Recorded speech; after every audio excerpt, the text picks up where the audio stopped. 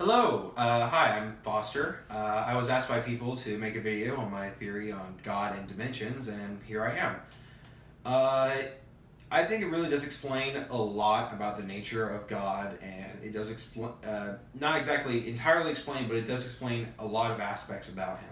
But one thing we have to establish real first is what is a dimension, what comprises it, and what allows you to go upwards in dimensions, and what allows you to go downwards. So we're going to start from the bottom, 0. The zeroth, as we're just going to call it, dimension is just a point. It has no volume, no space. It represents one area of space and time in the universe. It cannot move. It does not represent a direction at all. So there's that. Then we have the first dimension. And the way you do go from the zeroth to the first is you double the points and you connect them. That is a terrible dot. We now have this one. We're just going to call this x because that's what it is. We have x. We now have the x dimension, the x-axis. Then we have to go from here to there. We apply the same principle. You have this shape or that line, and then you double the points, connect the endpoints, and yes, you can connect across here. Nothing changes. You now have two dimensions. You have x and y. And then to get from to our beloved third, we do the same principle once more. We have this, the square, we double the points, and connect them. And now we have a cube, a terribly drawn cube at that. And I'm not going to get into drawing the fourth or the fifth or the sixth, but I can show you a representation of the fourth, which is one of the main ones we're going to go with. This is what's known as a tesseract. As you can see, it is a cube inside of a cube with the endpoints connected. And a way to visualize this is that it moves like such. It may take you a moment to watch that and understand what's going on, but essentially what makes this shape or this object absolutely incredible is the fact that those lines that connect the inner cube's endpoints to the outer cube's endpoints are at a 90-degree angle. So we're going to show you this. So that's essentially what we're going to call a three-dimensional representation of a fourth-dimensional object, just as this is a two-dimensional representation of a three-dimensional object. So we're going to go under that premise. So we have the x-axis, our beloved y-axis, and the lesser-known z-axis. One thing that people don't realize and don't understand is that these axes all of them are at a 90-degree angle to each other. So so all these axes are a 90-degree angle to each other. Therefore, we have three dimensions. But what about four? Okay, if I put it in, we'll say, here.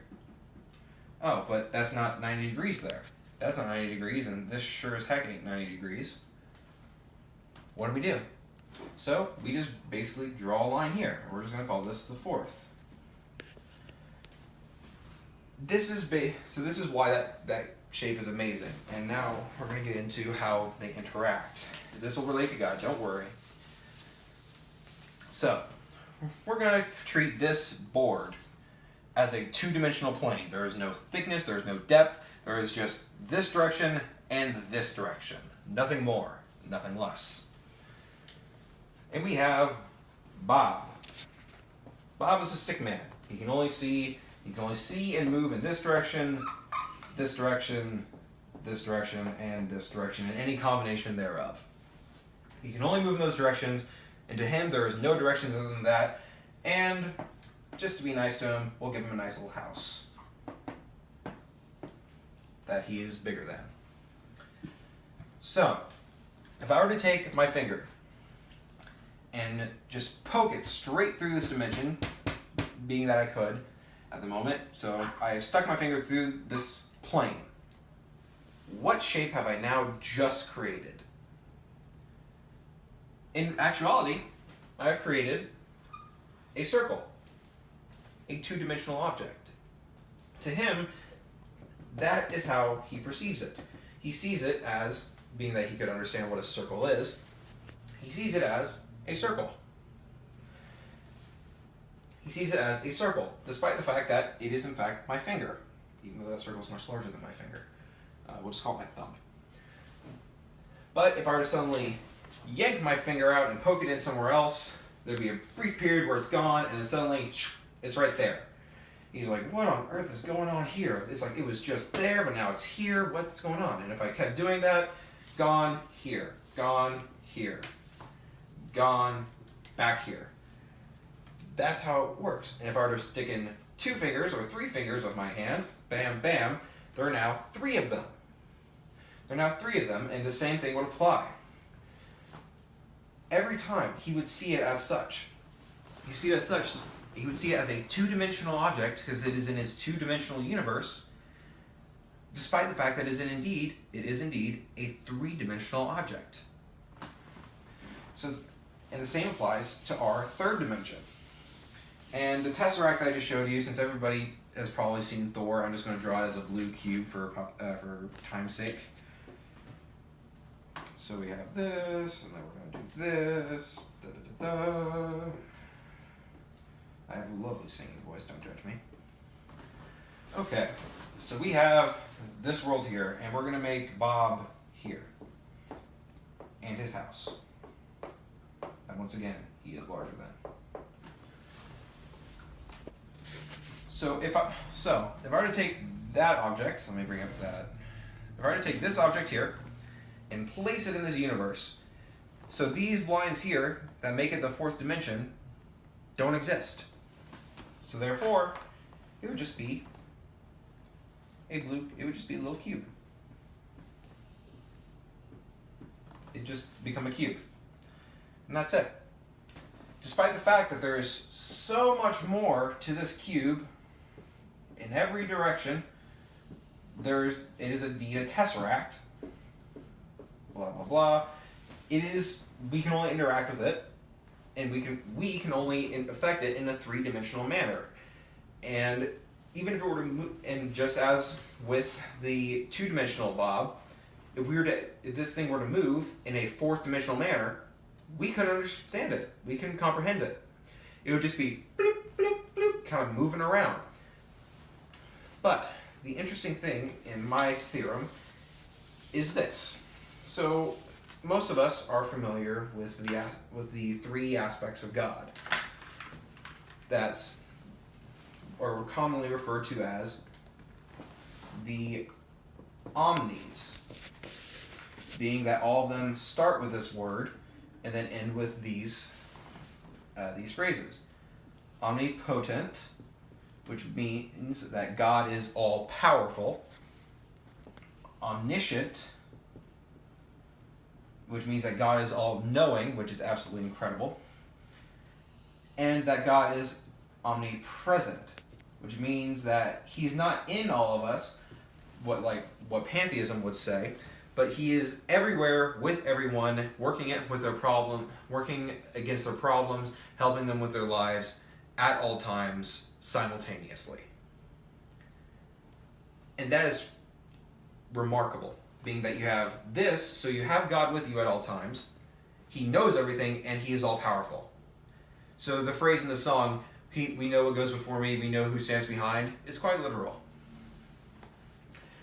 But my theorem is this, is that there is a 4th omni-property of God, and I bet you can guess where we're going here. He is omnidimensional. So, this could quite possibly explain the other 3 properties. So, we're just going to have 3rd here, 2nd, the 1st, and the 0th. So, as we've established, the 3rd dimension can interact with all of these, dimensions, including itself. The 2nd dimension can interact with all of the lower dimensions, including itself. And the 1st dimension can only interact with itself in the 0th. So, would it not make sense that if you had an omnidimensional being, it would be able to interact with every dimension that is possible throughout in any universe at all times? Would it not make sense for that to be the case? And if he is indeed infinitely dimensional, that would also imply, like he's omnidimensional, it would also imply that he could be omnipresent, omniscient, and omnipotent. So, with this, I propose this. So if you had, and with what we've established, being that an object can only, a higher dimensional object can only exist as an object of the dimensions that the universe is in. Like my finger, which is 3 dimensionals, can only be a circle in a 2-dimensional plane. So we have Bob again, hello, and his house. If God were to interact, an infinitely dimensional being were to interact with our 3-dimensional universe, what would he be? He'd be 3-dimensional, or as we commonly refer to him, Jesus Christ. He came in the form of Jesus Christ because that's all he could be. And that explains why the phrase, he was fully man and fully God, works. He was fully man because he was a man and he was fully 3-dimensional. There was no other properties of him. He was fully man, he was born into sin, but he was also fully God, being that he, like just as my finger going through this is still my finger, it is still fully a circle. So there's still much more to Jesus while he was here. It really explains how Jesus could be who he was. And that's my theory. Feel free to comment, ask questions, criticize even. I really want to strengthen this, and, well, bye.